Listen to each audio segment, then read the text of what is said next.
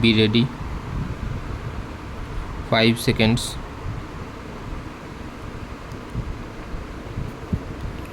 Start.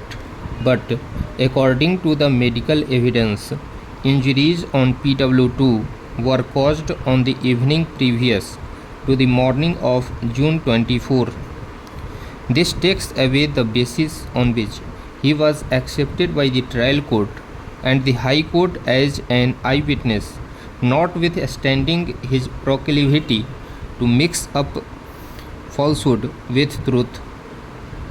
A substantial part of the prosecution story has been disbelieved, and the conviction of the appellant rests solely on the testimony of PW2, who, as observed by the trial court, does not seem to have particular respect for truth and had mixed up falsehood with truth. His credibility as an eyewitness lay only in that the trial court and the High Court assumed that he had received injuries in the same occurrence in which the deceased was killed. That assumption does not appear to be very sound and is not borne out by the evidences on record.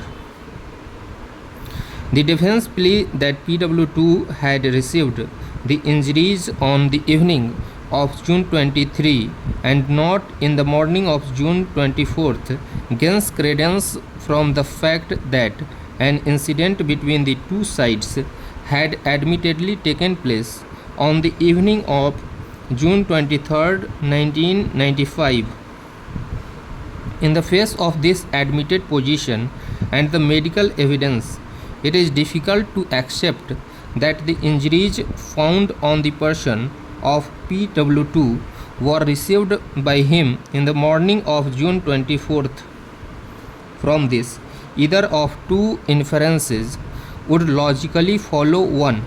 PW2 was not present at the occurrence in which the deceased was killed in the morning. The occurrence in which the deceased was killed did not take place in the morning of June 24th, and he was not killed in the manner as suggested by the prosecution.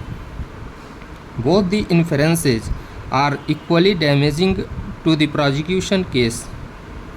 In view of the facts and the circumstances, it would be highly unsafe to uphold and sustain the appellant's conviction for the offense of murder, and the prudent and safe course would be to give him the benefit of doubt. Accordingly, he is acquitted of the charges under section 302 and 324 IPC. The next appeal is directed against the judgment of the Punjab and Haryana High Court in criminal appeals numbers 201 of 1996, confirming the appellant's conviction under section 302 of the Penal Code and life imprisonment. Stop.